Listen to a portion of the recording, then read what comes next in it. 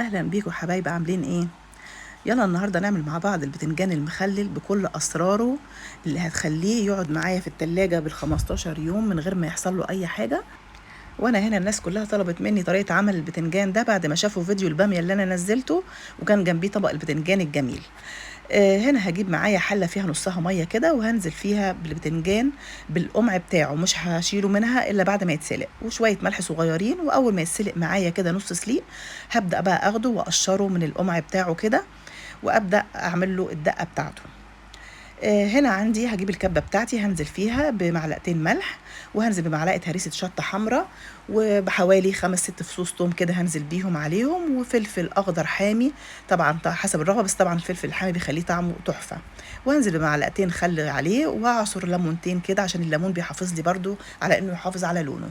هضربهم كلهم في الكبه كويس قوي، وابدا بقى افتح البتنجان بتاعي بالسكينه كده واحشيه بالطريقه دي.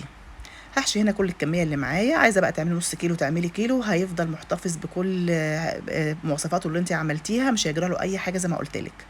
السر بقى في ايه؟ السر هنا في الميه بتاعه سلق البتنجان. انا هنا ما رميتهاش، حطيتها هنا في البوله بتاعتي بالشكل ده، عصرت عليها ليمونه، وجبت معلقتين من الدقه اللي انا عملتها وهقلبهم فيها كويس قوي.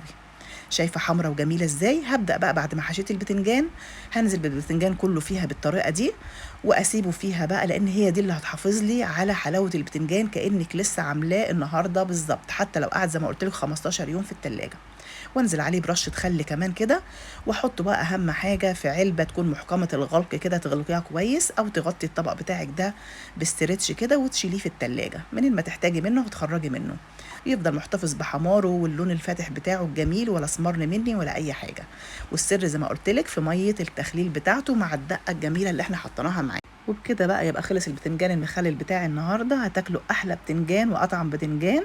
جربيه وقولي لي رايك فيه ايه، وتاكلوه يا حبايبي بالهنا والشفا. واشوفكم في فيديو جديد مع اكله هنيه، وما تنسيش بقى يا حبايبي اللايك والشير.